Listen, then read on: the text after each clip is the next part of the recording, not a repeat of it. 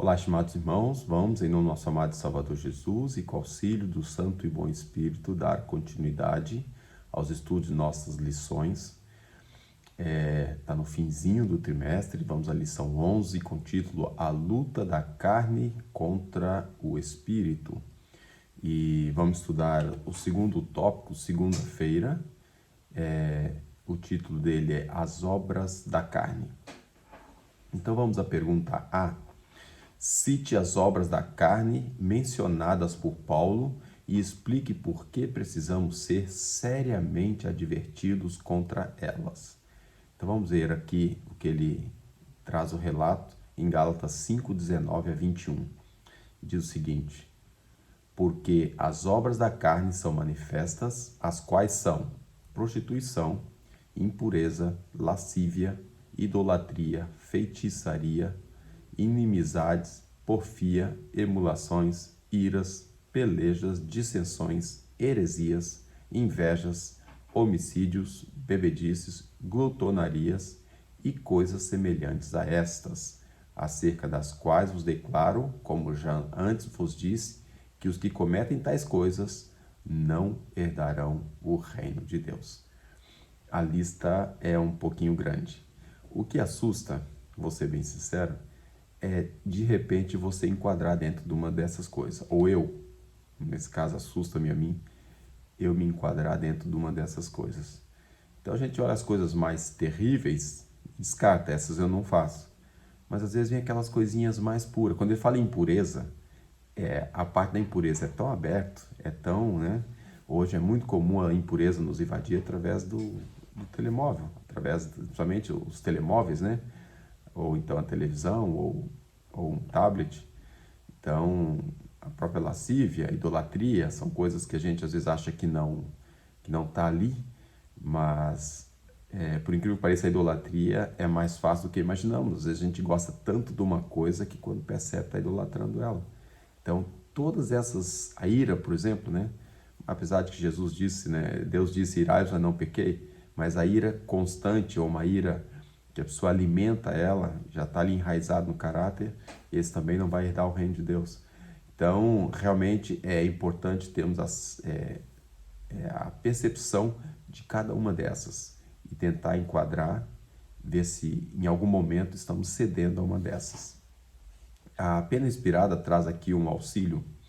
Diz assim: Cristo suportou a culpa do pecado e a ocultação do rosto do Pai até que o próprio coração se rompeu e a própria vida se extinguiu. E toda alma que se recusa a tornar-se participante da expiação provida a tal custo, deve suportar no próprio ser a culpa e o castigo da transgressão. A primeira frase é profunda demais. Em pensar que Jesus suou gotas de sangue só de imaginar que o Pai estava afastando dele.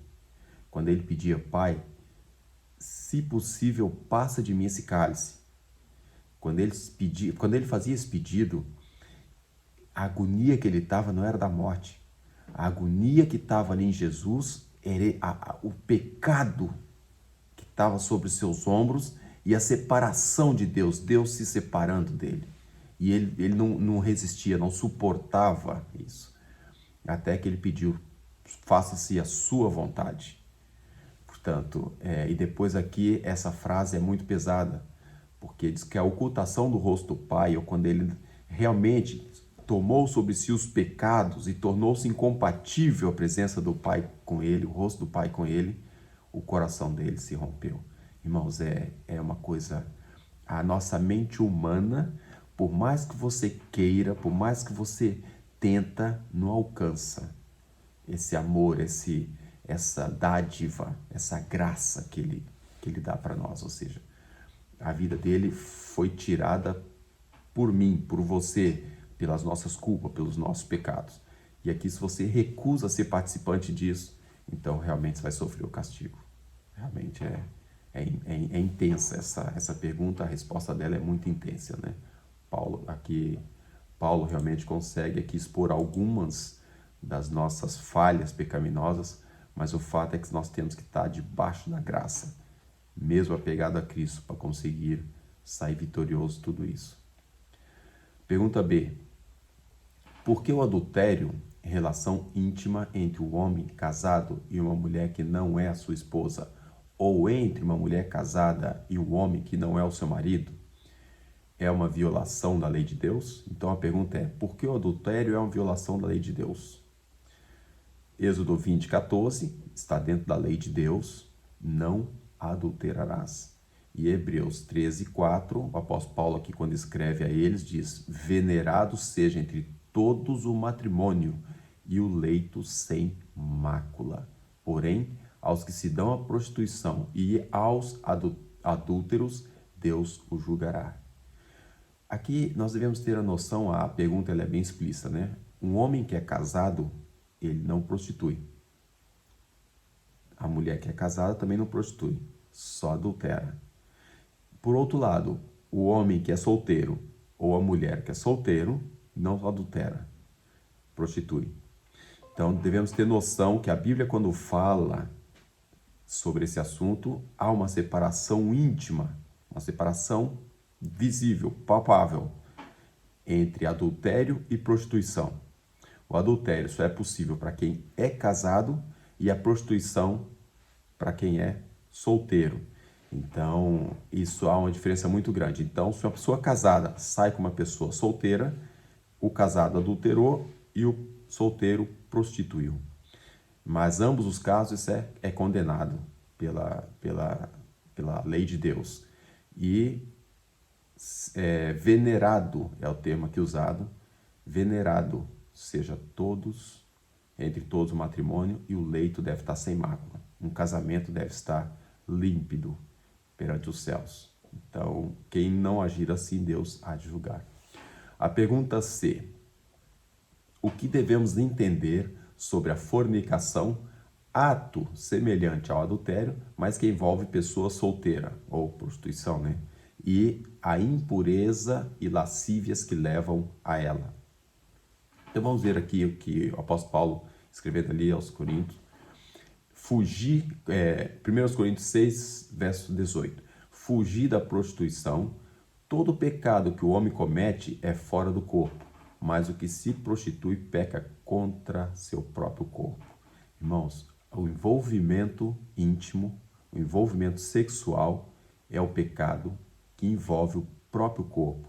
E devemos lembrar que o nosso corpo é templo, ou deveria ser templo do Espírito Santo. Então é um pecado que realmente é grave perante Deus. É um pecado que envolve o teu ser, envolve a parte física e a parte intelectual. Portanto, é algo que realmente é grave. Mateus capítulo 5, versículo 27 e 28, diz assim, ouvistes que foi dito aos antigos, não cometerás adultério. Eu, porém, vos digo que qualquer que atenta numa mulher para cobiçar, já em seu coração cometeu adultério com ela. Então aqui Cristo foi bem direto à veia, quando ele falou isso ali aos fariseus e falou ali, a falar aquele sermão, ele deixou bem claro, muitas vezes acontece de você estar andando na rua e parece um assobio, o inimigo é terrível. O inimigo, quando você dá por ela, você vira a cabeça para um lado, vira a cabeça para o outro, está lá, às vezes uma mulher. O inimigo, ele atenta. Agora é aquele velho ditado, é impossível evitar um passarinho pousar na tua cabeça. Agora ele sentar, fazer o ninho, chocar ovos, aí é você que decide isso aí. Então uma coisa é você olhar e outra coisa é, como está escrito aqui, cobiçar, atentar para o coração. Claro que devemos ter aquela sensibilidade espiritual, estar em comunhão com Deus, porque hoje o mundo lá fora, tudo envolve a sensualidade. E as próprias mulheres mundanas andam o mais sensual possível. E dentro desse aspecto devemos estar em comunhão com Deus, devemos ter aquela despertamento espiritual, para quando acontecer um olhar, você fazer, Senhor, olha, me ajude, ou estar atento a isso, porque ao atentar no coração, como aqui vem as palavras de Jesus vem dizendo, comete adultério também com aquela mulher. Portanto, quando faz a pergunta, a impureza e a lascívias que leva a ela, quais são? Realmente é a cobiça. Um pecado não começa, você decide assim de manhã, hoje eu vou me prostituir.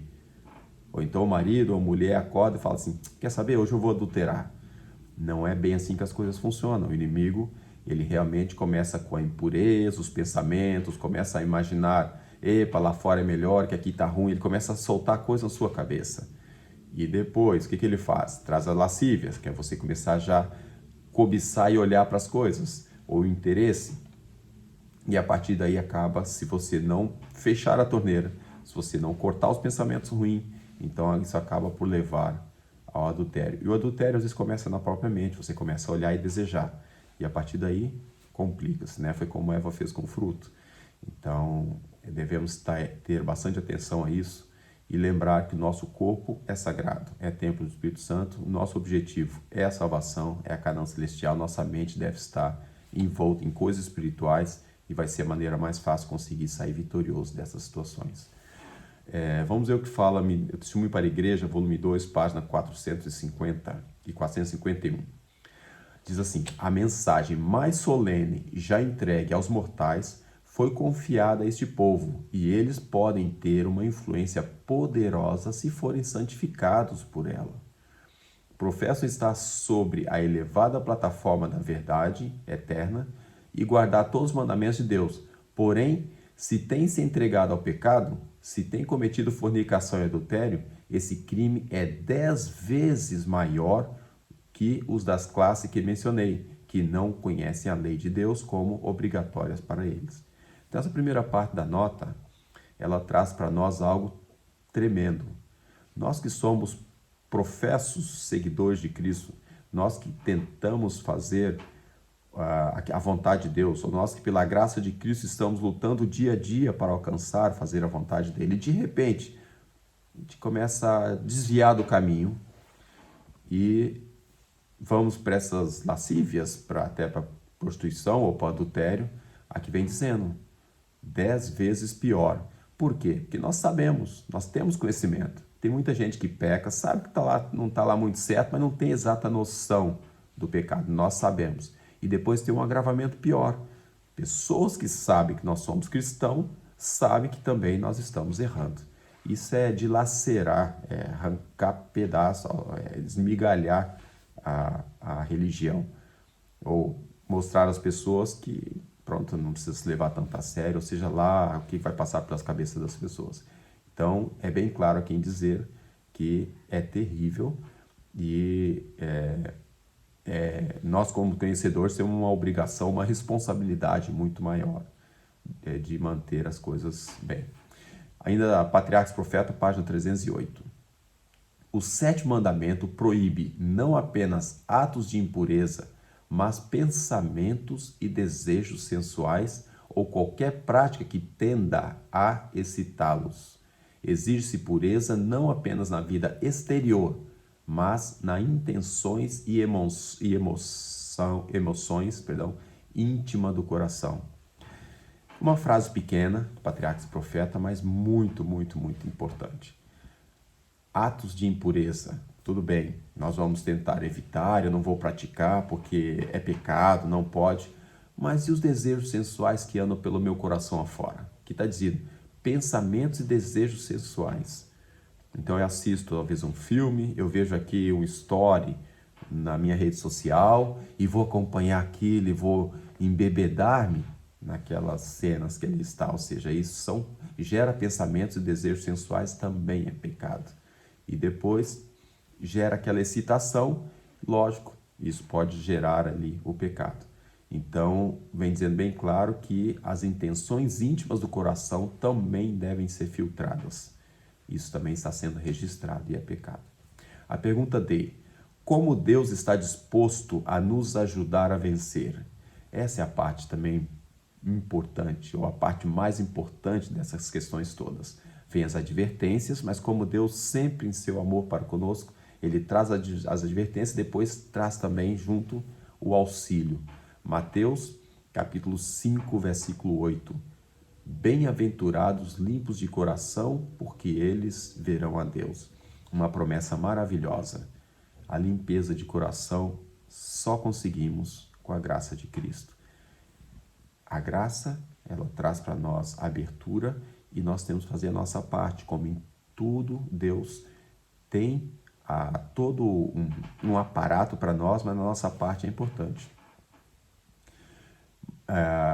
Se nós buscarmos a Deus, nós vamos encontrá-lo, ele bate a porta, a gente deixa ele entrar e ele vai limpar o coração. Então, seremos bem-aventurados se nós abrirmos a porta ao coração quando Jesus ali bate. Mas é importante o estudo da palavra de Deus, o amanhecer com a mente voltada para Deus, estar em comunhão com Ele, passar o dia, de certa forma, às vezes ocupado, mas sempre lembrando de coisas sagradas. Isso é importante para manter o coração limpo e puro. Salmos capítulo 51, versículos 5 a 7 e o verso 10. Eis que em iniquidade fui formado, e em pecado me concebeu a minha mãe. Eis que amas a verdade no íntimo e no oculto me faz conhecer a sabedoria. Purifica-me com isopo e ficarei puro. Lava-me e ficarei mais alvo que a neve. Cria em mim, ó Deus, um coração puro e renova em mim um espírito reto. Então aqui o salmista, ele traz para nós realmente algo impressionante. Primeiro, sabemos que a nossa tendência natural é pecar. Então, quando nós nascemos, já temos essa tendência. A criança tem alguma coisa na mão, você tira da mãozinha dela e faz pirraça. Então, a pirraça, a birra já é algo mal. Então, a tendência natural nossa é ser assim.